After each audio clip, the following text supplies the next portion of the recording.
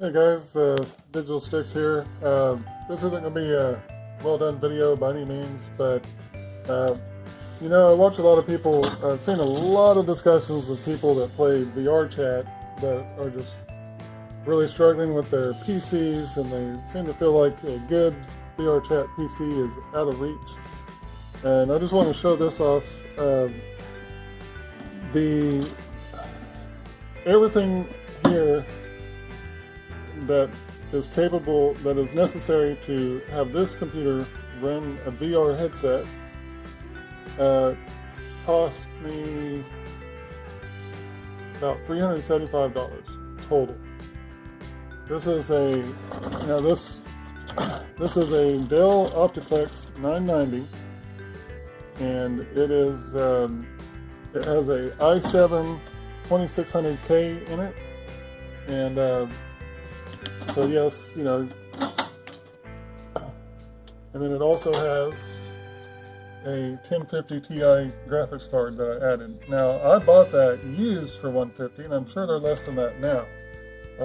You have space limitations. I took out some drive bay extra thing for drive bays there, but I initially tried a much larger full-size card in it, and this did have some issues running when I tried to run a 770 or GTX 770 in it, but the 1050 Ti is actually rated as VR capable, and it actually is comparable to a 770 in overall performance. So, but it has newer technology with it. So now, as I said, everything I added to make this VR capable was $375. There's also a SSD in here, which, check it out, mounted really professionally.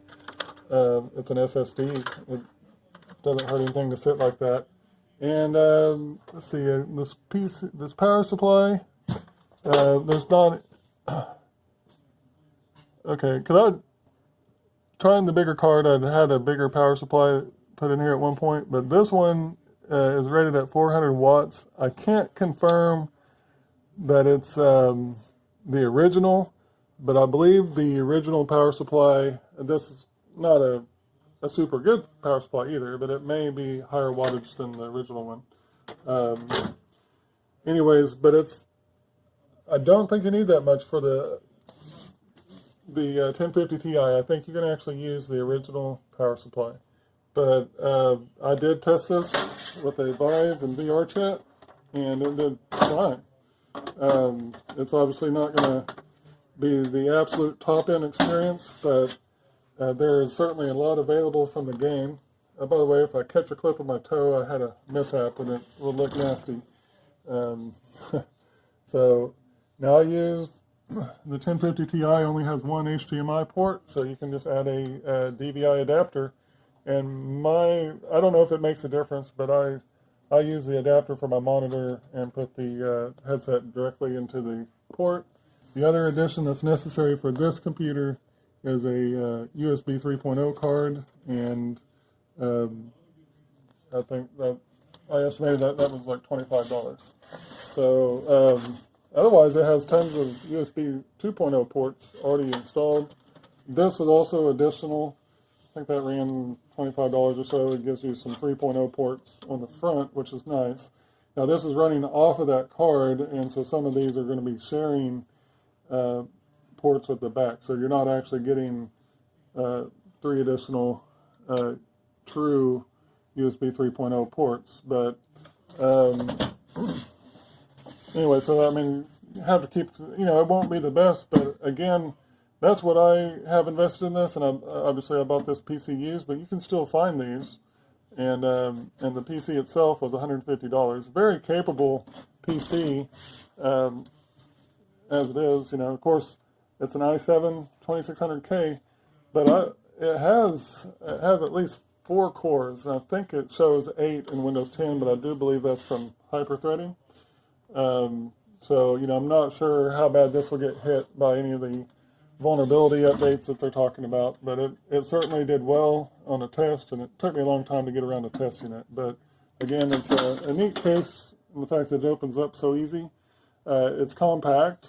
You know, it's a decent option for some people if you're wanting that. But if you're struggling to play even on desktop, here's a fairly cheap upgrade to play desktop better if you wanted to. But let's see, not really much else to talk about. You know, this came with Windows 10, so I didn't have to purchase an operating system or anything. So, I mean, yeah, your results could vary a little bit, and my price did not include the SSD. This one, when I bought it, had a laptop-sized regular hard drive, and it was only 250 gigabytes. So, my assumption is the guy got a hold of these, and they probably did not get them with hard drives before he sold them. So he just put in what he could to get it running and hold it good. So, yeah, I mean, you can look on YouTube. There's other people that turn these into gamers, but it was before VR was really a big consideration, and and they still did well. I mean, they were playing Grand Theft Auto 5 on them at a playable frame rate for sure. I built this for Aces High, and that's hardly the biggest test of PC capabilities, but I had no trouble pushing 144 frames on this out of that. So just a consideration for literally for $400.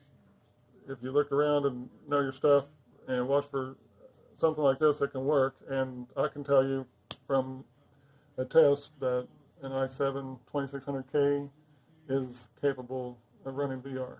So if this helps somebody, gives you some inspiration, maybe you looked around like, hey, we've had one of those in a closet or something, there you go. So have a good day. Thanks for watching. Be sure to like and subscribe. And this is kind of a cheater video because it's so simple, and yet I haven't seen anyone discuss one of these with VR. It's been quite some time before anyone's highlighted this as a budget PC build, but it certainly is. So be sure to like and subscribe if you would, and follow us, and be more things coming, some better stuff too. So, but here's just a quick little tease and a good option for you to consider if you're on a budget, and I hope this helps somebody. Have a good day.